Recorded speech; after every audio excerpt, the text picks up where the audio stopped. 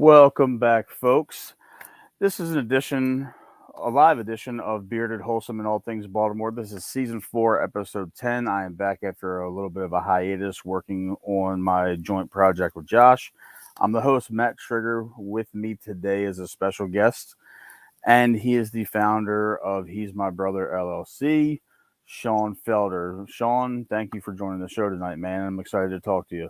Matt, it's good to have me. Thank you for having me here. Yes, absolutely. So I want to give a special shout out to a former coworker of mine, Crystal Bunn, that linked us. I had the pleasure of working with Crystal for a long time in the Maryland state government. She's been a fantastic, help with finding me, some guests moving forward. Shawn, how's everything going, man? You know me, man. Taking one things at a time, one day at a time. Just out here trying to help the good constituents of Baltimore City. You know how it go. Absolutely. I want to give you the floor, man. So you worked with the American Red Cross for a good bit of time, and before you get into your new LLC project, what is it that you did with the American Red Cross? So for the Red Cross, I was a disaster program manager. I deployed a lot all across the country, and I did a lot of things locally as well. I was based right here in Baltimore City. I had the pleasure of responding to disasters, responding to um, things when people needed help, whether it be a fire, a flood, an earthquake, wildfires, you name it. I've been there. I help manage a lot of shelters. I help just make sure people get into safe environments away from the elements of the disaster. I did a lot of mass care work all across the country.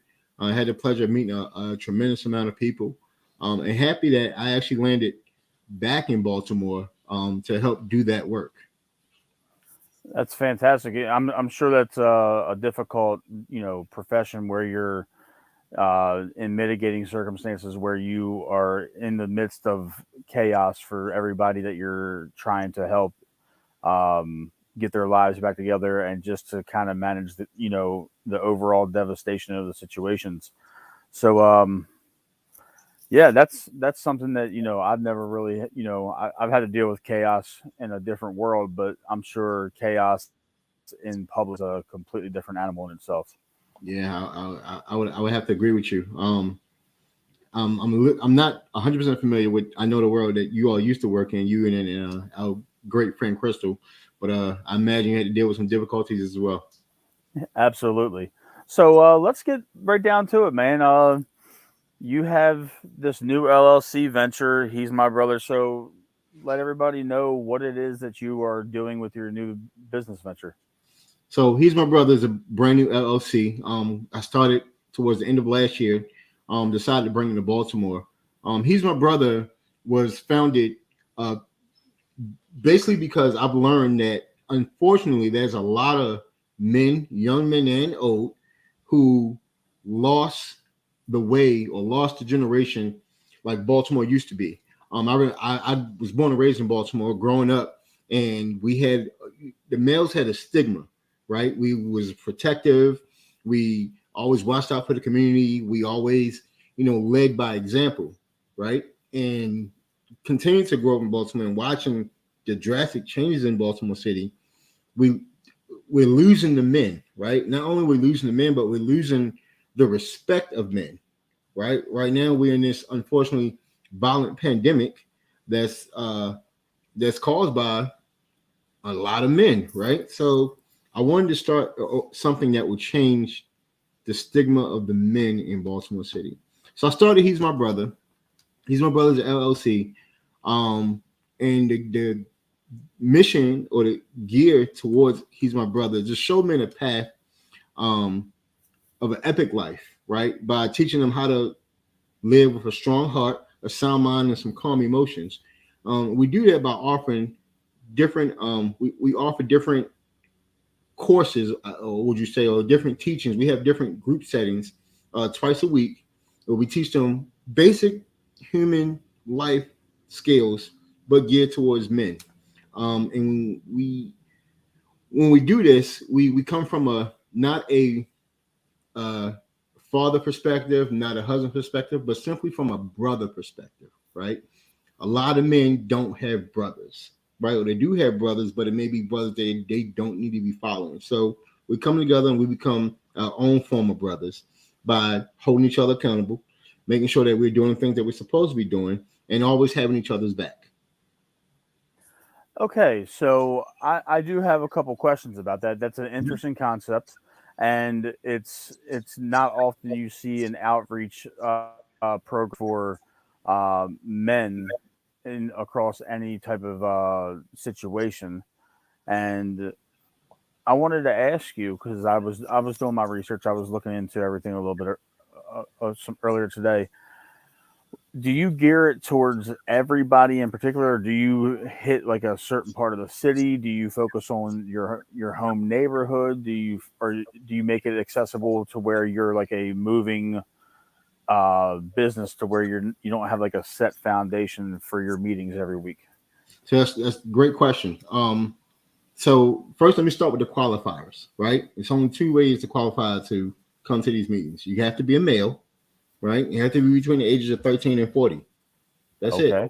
Doesn't matter what your background is, doesn't matter what your race is, doesn't matter what neighborhood you live in, right? You just got to be a male. You got to be between the ages of 13 and 40. And just to add to that, you got to want to become a better version of yourself, right? Because that's all we're doing. It's already in you. We're just pulling it out of you, right? Okay. What is the significance of the age demographic that you're targeting?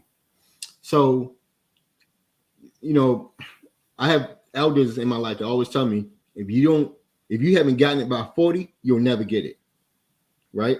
So 40 is like the midlife for a lot of men. It's like right in the middle, right? So you got up to 40 to get it right. If you can't get it right by 40, then you're probably not going to change, right? And the reason why we started at 13 is because now we're finding that 13-year-olds are making the decision for themselves now when it comes down to what they want to eat, what they want to wear, where they want to go, right? Granted, they're not adults, but their minds have developed a lot faster now where they're like, all right, this is what I want to do and this is what I'm going to do, right? Which is fine.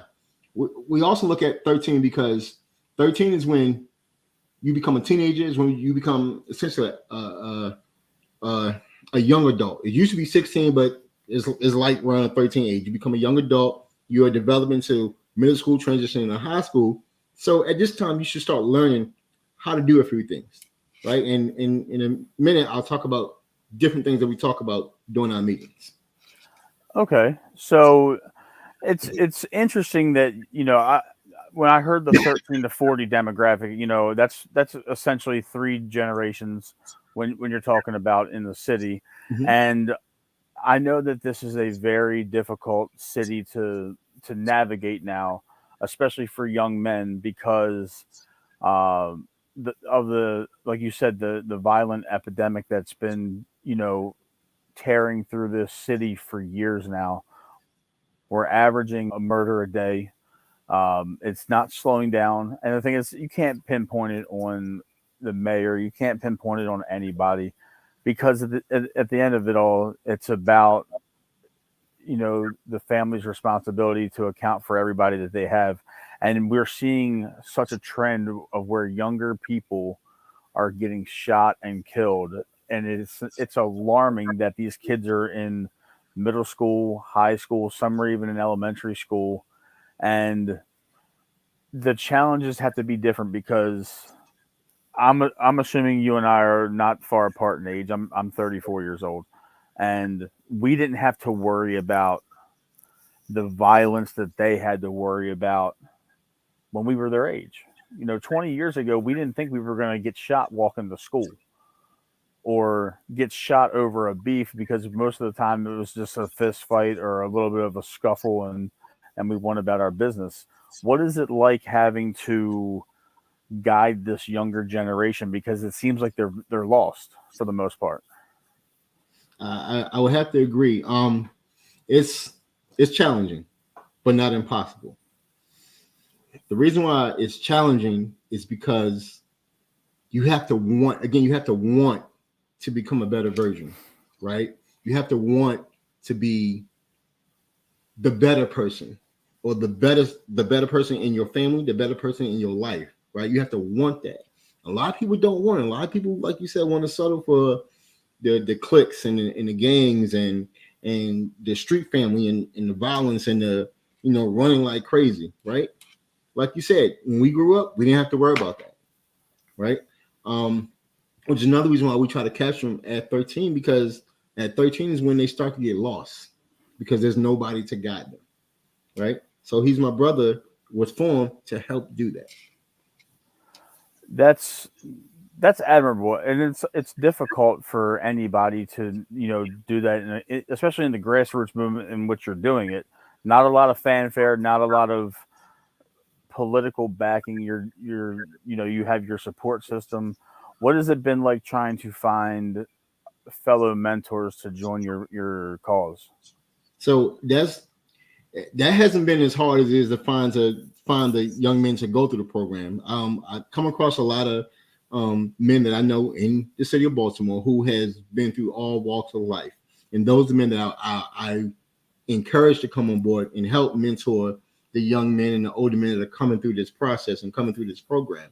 I got a couple of guys that I've gotten to know working with the Red Cross and working with in other areas where I've gotten to know them on not just a professional level, but a personal level, and learning their story and then telling them my story. When you put those stories together, we are two different men, but we've now have become brothers, right? And I have my own biological brothers, but I now have a larger band of brothers that probably would do for me more than my own biological brothers would do. And again, we're not a gang, we're not a clique, we are brothers, and we hold each other accountable for everything. We can talk about anything, and I can be open and receptive to anything they tell me. Judge, jury, or executioner, I can accept it because we've gotten the time to learn and know each other, and we hold each other accountable for everything. So if I fail, it's not just on me. My brothers allow me to fail, and vice versa. So we don't allow each other to fail, and it's been working great. So not to minimize any type of similar group, but it almost sounds like NA or AA without the addiction element, to where you have a sponsor or a fellow brother that's constantly keeping check and keeping tabs on you, to where you can make the proper decisions and have some type of mentor in a positive manner. Is it fair to say? I like that analogy. It is fair to say, except you don't just have one brother or mentor. You have a group of us, and it's not just for a certain period of time. It's literally for the rest of your life. This is a lifetime commitment. So when you hold these meetings, is it a similar setup to like a town hall meeting, where it's a or like, because it's not to use the cliche and keep on going back to any of the anonymous groups. Mhm. Is it just chairs in a circle, or are you guys in like a town hall style where you talk about certain issues or certain problems, and then you come to a conclusion or a resolution as a group? So it's two parts to our meetings in every single meeting. All right. The first part is we talk about a specific topic, right? And then the second part is we learn more about each other surrounding that topic and how we can help each other better each other. The setup is just like a board table. It's like a boardroom, right? So no one is over top of anyone. Everyone is on the same level, regardless of your age, regardless of your gender, regardless of well, obviously males, but regardless of, you know, where you sit at in your work life or where you sit at in your home life. In this circle, we're all on the same level. We all make decisions the same. We all agree on the same thing. We don't leave the table until we agree this is how we're going to help each other move forward on this specific topic.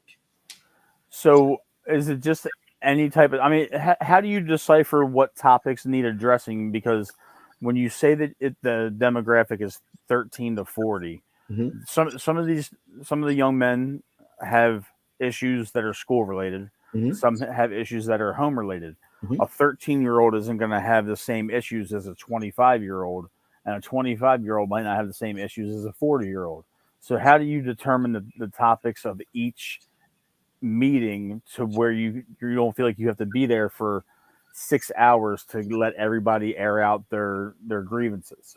Gotcha. So when we talk about personal issues, we deal with that offline and outside of the boardroom. When we're in the boardroom, we have 16 specific topics that we talk about. We talk about one topic or two topics a week. We'll put you through 8 weeks to be in the boardroom. Once you finish in the boardroom, you're a brother, and now you are responsible for keeping every single brother accountable. If you want, I can definitely go over the 16 topics with you. And this covers manhood completely. So we talk about manhood. We talk about communication. We talk about networking. We talk about financial literacy. We talk about acts of service. We talk about fatherhood. We talk about anger management. We talk about mental health. We talk about physical fitness. We talk about accountability and responsibility. We talk about time management. We talk about your attire. We talk about your mannerisms. We talk about chivalry, being chivalrous, and we talk about brotherhood. Those are the 16 topics we surround ourselves around to keep each other accountable. And then your personal issues we handle offline, outside of the boardroom. And I'm sure a lot of people that are involved in coming to the groups have more than one of those 16 topics that they need to have addressed. Mm-hmm. So I can imagine that it's a challenging aspect when you want to talk financial literacy with one person or a group of people, but the financial literacy doesn't apply to a high school sophomore or a high school junior nearly as much as it applies to somebody that's literally trying to figure themselves out in their mid-20s. I know for myself, my 20s were probably the toughest stretch that I had between my teenage years, my 20s, and into my 30s. I've established who I am as a man, and I have a better idea of my identity now. And I know that it's hard to navigate trying to provide for your family, trying to navigate a professional life, a private, if you have a spouse, if you have children. So how do you determine what takes precedence? Is it more along the lines of the amount of people that say they need that particular guidance, or is it a case by case basis, or do you just have the two set topics and that's blanket for everybody for that meeting? So we took it from a holistic standpoint, and we looked at all the things that were missing. We took a pool of about 250 males, and we asked the questions. This is how He's My Brother also got started. We asked a lot of questions to about 250, 260 males, and we asked probably about 100 questions. And based on those questions, gave me a good idea on what was needed, what could we help develop men in, what professionals could we bring in to do these things, and how we can all tie together. So to your point, like let's say teaching a 20-year-old financial literacy versus teaching a 40-year-old financial literacy, we cater it to the age group. It fits. It just depends on specifically how it fits. So like I give you a great example, 20-year-old may not know how to open a bank account, may not know what a bank account does for them, may not know how to set up IRAs or how to set up CD accounts, right? We bring in a professional, a banker, or somebody from the financial industry who will sit down and literally have a conversation with this age group catered to that age. Vice versa for the 40-year-old. That's right? fantastic. They may know what a bank account is. They may know how to do all those things, but they may not know how to start their 401k or something like that. We bring professionals in to cater to that age group, right? But that day is focused on financial literacy. That's a very smart way to go about it, to where you have somebody that's in the field of what your topic is. Yes. To provide context and detailed findings for everybody that's involved in your meetings. Now, one thing I might not have called it, but one thing I thought that I wanted to ask you how you address it is conflict resolution. In this city, are a lot of the young men and even some of the older men, I know it from my side of the world, and you know it from your side of the world. Most of the time, the conflict resolution involves picking up a gun. And a lot of these young kids are doing just that now. And how do you go about teaching a different strategy for conflict resolution? Because if you have that wide array of ages, you have a wide array of perspective. So, Matt, you come with all the great questions tonight. I thank you. So, no problem. I'm gonna use something that we use all the time, but it's a lot of what you said. Sometimes we have to teach them how it used to be, right? How we used to resolve conflict resolution, right? Back in our days when we was growing up, we didn't pick up a gun. We didn't pick up a weapon. It wasn't needed. We might have took it to the schoolyard, but then after that, we were friends, right? We were cool. We were buddies. We just needed to get it off our chest, right? I'm not saying that's a solution. I'm saying we teach them how it used to be, right? We teach them how not to do it, right? If you pick up a gun and you shoot someone, not only have you taken their life, but you now have taken your own, because you're going to be disappeared. You're going to be gone. Your name is going to be forgotten to the world, right? You might have family come visit you first year, 2, maybe even 5, but you're going to be forgotten, all from one decision, right? So we teach them how to think before you react. Always think before you react, right? A gun is not the answer, right? In most situations, 99% of the time is not the answer, right?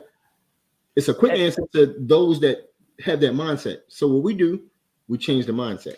We surround around people where you don't have to worry about picking up a weapon. And I wanted to ask you, because I agree with everything you said.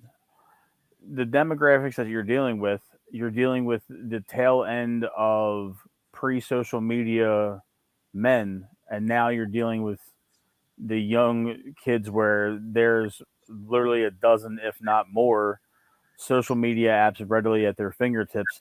And that's where beefs escalate, and that's where miscommunication and misunderstandings can escalate, as opposed to when we were growing up, it's word of mouth, or it's overhearing, or it's a simple face-to-face kind of thing. How do you navigate that portion of the conflict resolution and the communication aspect when a lot of it plays out on the phones that we keep in our pocket? I once heard someone say that we are a product of our environment. Absolutely. In Baltimore City, that is probably 1,000,000% true. While I'm not in the position to remove people from their environment, we can teach them how to change their environment, change the environment that they're in, right? And it could be something as simple as painting a wall, cleaning up the gutter, cutting your grass, right? Something simple can change your environment. Or the way you talk to people, the way you communicate to people, right? Your mannerisms, how you dress, your attire, right? We can help you change your environment, even change the way people respond to you. Perception is everything. Perception is everything, right? I can walk into Starbucks with a white beater on and ask for a coffee. I'm perceived based on the way I look. I can walk to the same Starbucks with a suit and tie on and ask for the same cup of coffee and be treated different. That's correct. Right? So we change the way we look. Right? That's part of our attire. We change the way we communicate. Right? We change the way we talk to people, change the way we treat people. Right? We do all those things, and that will change the narrative. That will change the violence in Baltimore City. We have to change the narrative, but to change the narrative, you got to change the person. That's fair. And to kind of challenge you on the changing the environment, it's a lot easier said than done. Obviously, you're well aware of that for your various lines of work. Mm-hmm. The thing I want to ask you is, when you referred earlier to the way Baltimore used to be, this city has been stocking the local and state detention facilities and prisons for generations now. And it's almost at this point like it's a badge of honor if you or somebody in your family has served serious prison time or they're serving life. And that is a very challenging thing to overcome. I have happened to see it from a different side because that is my environment every single day. And a lot of these guys, they are products of their environment. So when you speak on that aspect of it, how do you go about facilitating the start of the change when most of these guys are already predisposed to the lifestyle of incarceration and being a couple steps behind, if not more, in that aspect? So I hear you, man. What you're speaking on is the school to prison pipeline. Absolutely. Right? It's funny because when I was doing the paperwork of this, and I was discussing this with a lot of other colleagues who encouraged me and helped me to move forward with He's My Brother. They said we got to change it from school to prison, and we got to start saying school to purpose. From school to your purpose. What is your purpose? We have to identify that purpose, right? But how do we do that, right? Which is your question. How do we change the environment? How do we change the person? How do we change their mindset, right? We first got to start telling them that we care. That's what happened to me. Somebody told me they care. They care about my outcome. And it wasn't my parents, right? It wasn't my friends. It was a complete stranger. Told me that they care. They want to see me succeed. They want to see me go forth and do great things, right? Correct. And they challenged me to do that. They challenged me to do that. I was like, wow. And don't get me wrong, I've been just like a lot of other, black males in Baltimore. I've been told I'll never make it to see 18. I'll never make it to see 21. Oh, I'm just skating by the skin of my teeth, right? I've been told all of that. And it's funny you mentioned that, Shawn, because I've had the ability to talk to a lot of people that are inmates that are from Baltimore City. I know a good majority of them, and I've been in 13 years. I started when I was 21 years old, and I've seen a lot of these guys over and over again. Mm-hmm. And a lot of them say in our community, meaning the African American community, just so there's no misunderstanding about that. And I feel as though we can be clear enough to discuss that. Mm-hmm. They think that if they make it to 30 years old, they're considered an OG because of their lifestyle and their environment. So is that changing that? Is that part of your approach? So if someone thinks that making it to 30 makes them an OG, they have to meet someone that's 80 and talk to that person and ask them how they made it, right? Talk to someone that's 95. Talk to someone that's 100, right? And unfortunately, a lot of us don't get to meet those type of people, right? Because we're dying at such an early age. But those people still exist. They still exist. They may not be in Baltimore, but we can bring them to you. Talk to the elders. Talk to the senior citizens. Ask them, how did they make it? Right? Because then we got to change it. Right. Well, 30 is nothing. 30 is not even the midpoint, right? 30 is like the new 15, right? You want to make it past 30. You want to make it past 50. You want to make it past 60, right? But part of that is not only just taking care of yourself, but you taking care of the community and letting the community take care of you. Right. And I understand that, and I respect the fact that you are taking a different approach to a systemic and generational problem. And it's not easily undone. It's really not. And I admire the fact that you're taking a hardline yet steady approach to that issue.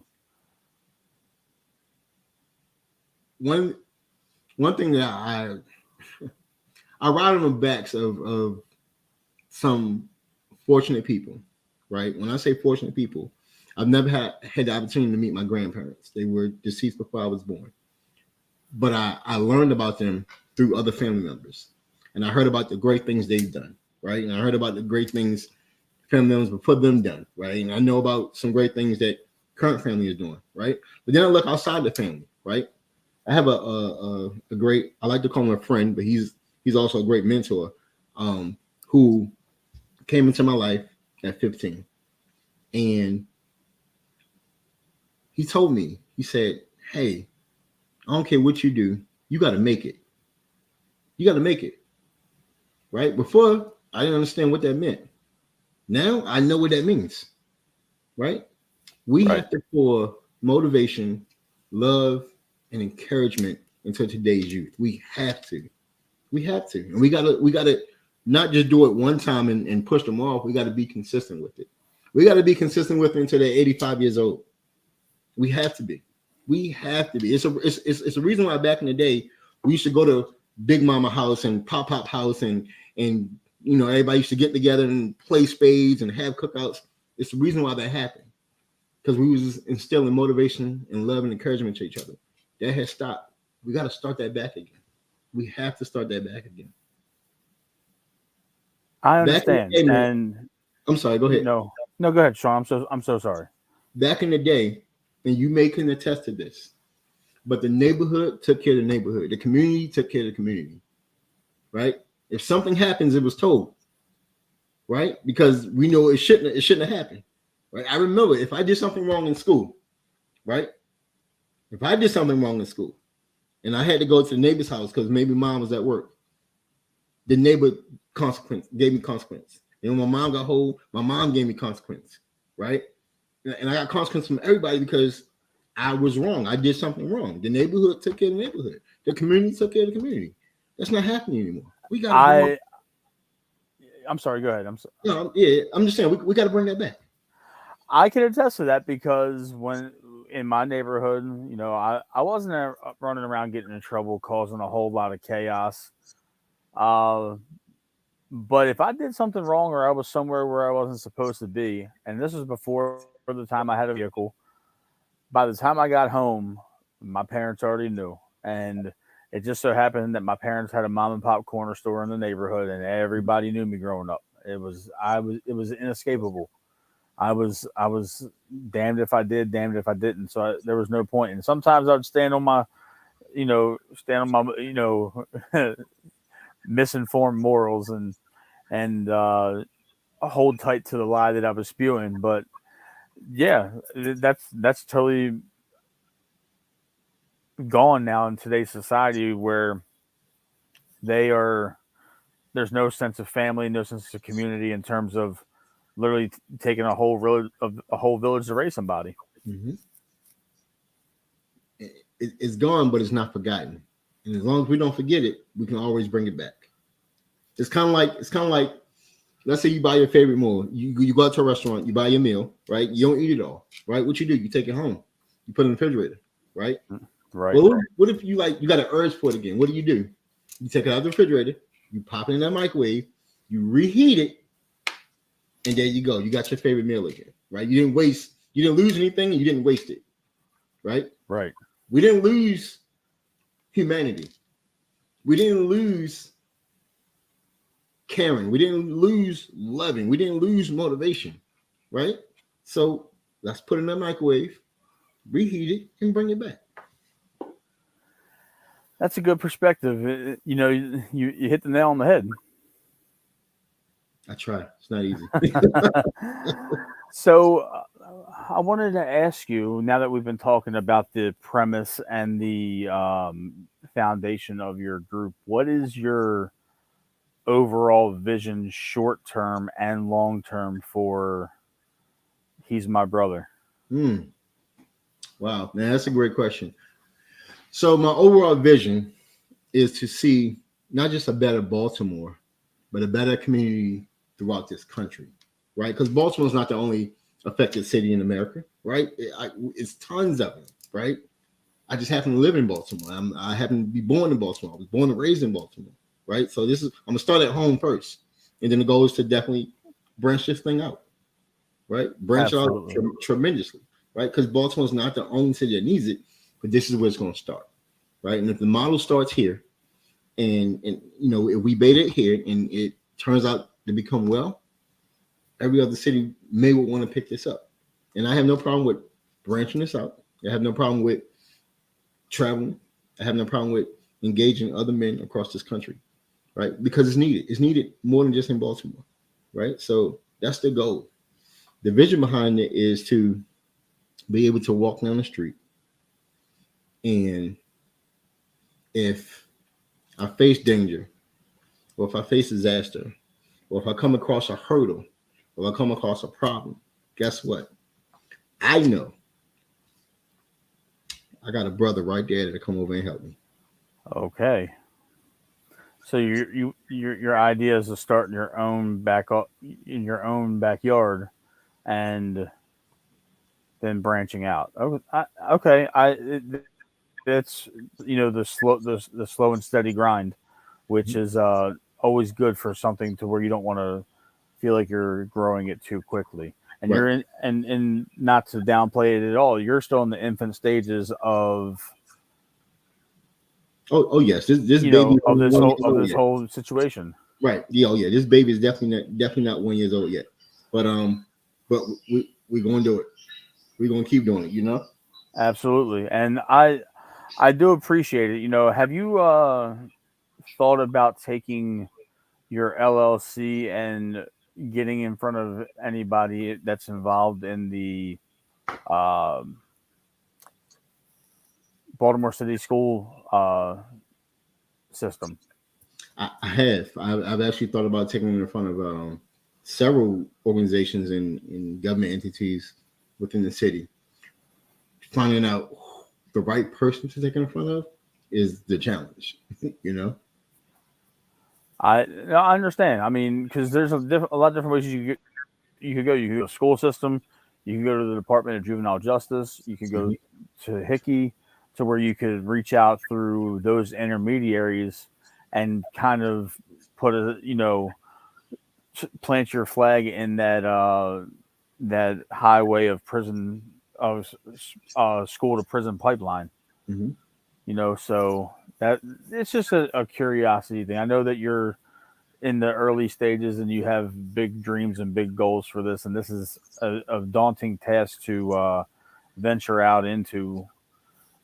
So I was just it was just a curiosity type of thing. Were you just going to continue to streamline, or are you going to try and branch off to where you can have your hand in multiple different cookie jars, so to speak?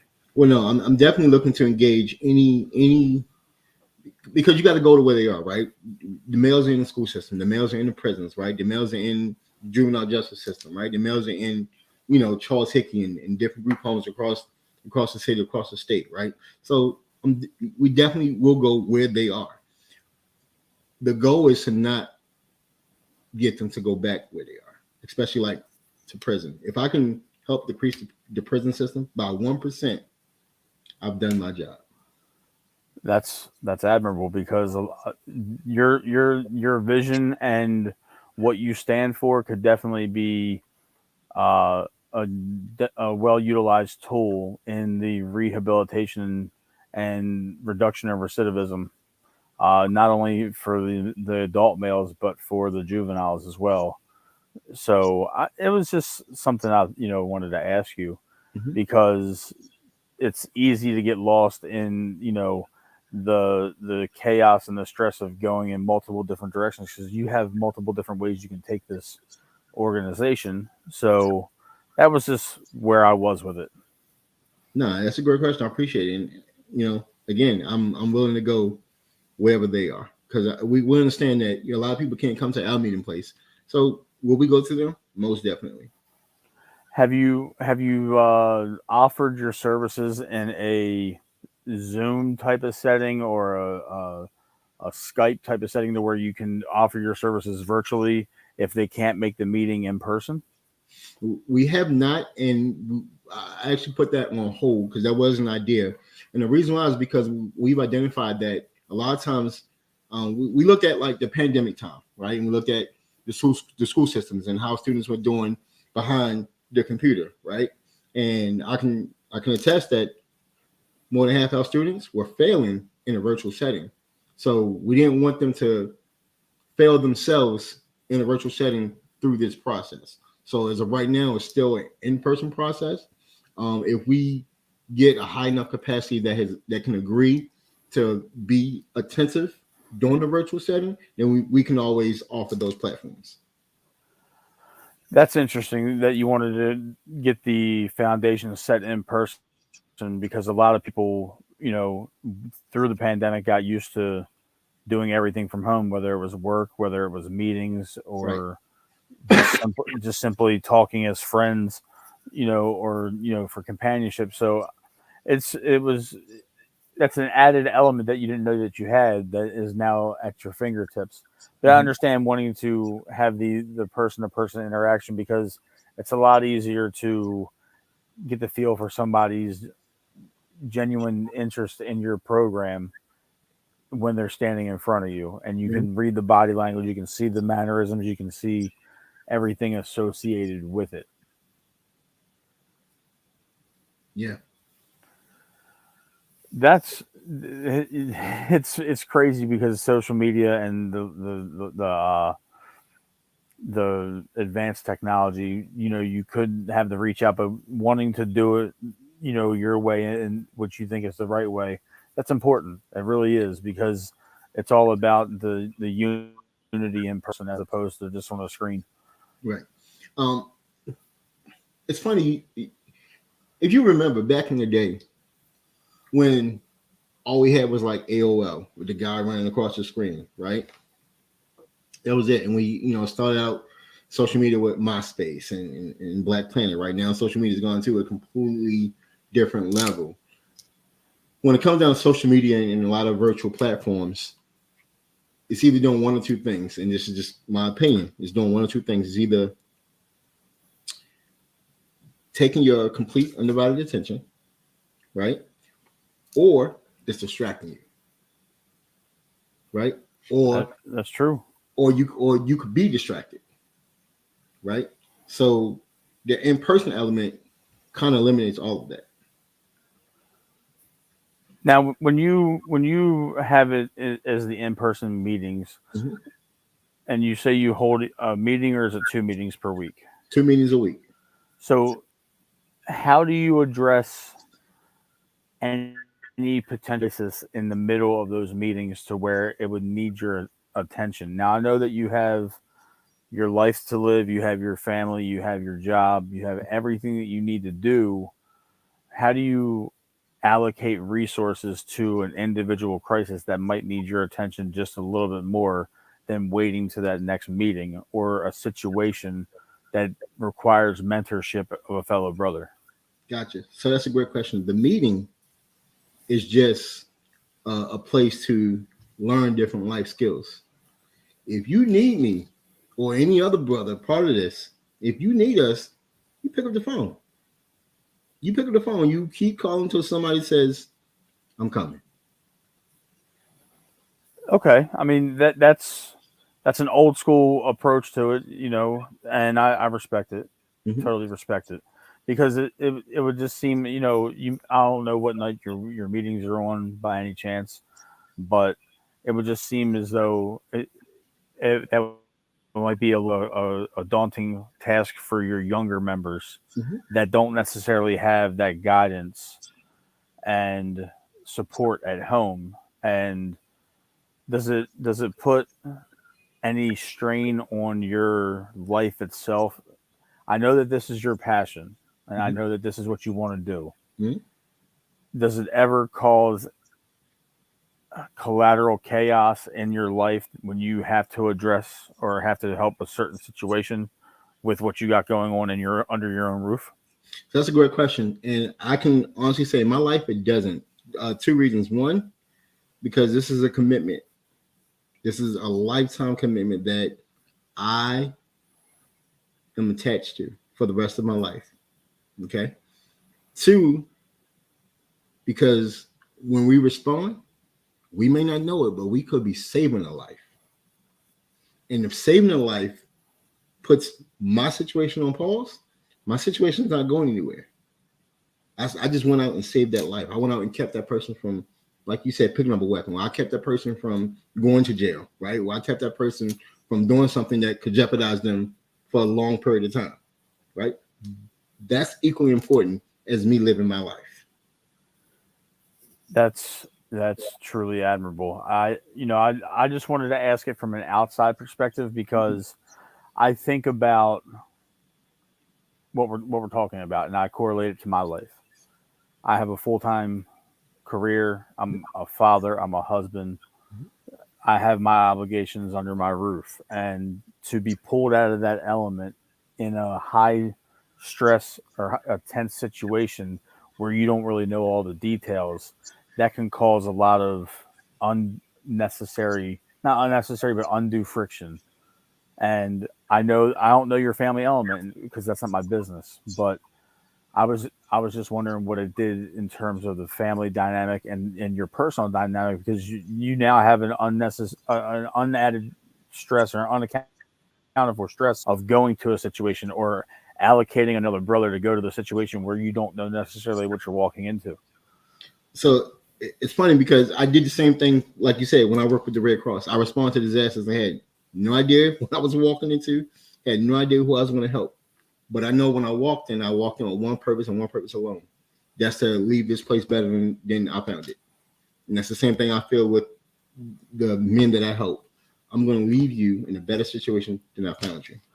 What do you feel like is your biggest skill set that transitioned from the Red Cross into He's My Brother? What do you feel like helps you the most above all else dealing with different aged younger men and men your age? So I'm two things actually. Wow, that's a great question. Two things, and two things come to mind. One is building relationships, right? Building relationships is extremely, extremely important. Um, if you build relationships and you build connections and you start to get to know people and get to be a different, part of different walks of life, you start to see your life change because then you start surrounding yourself around people you want to be like, right? And then people start surrounding themselves around you because they want to be like you.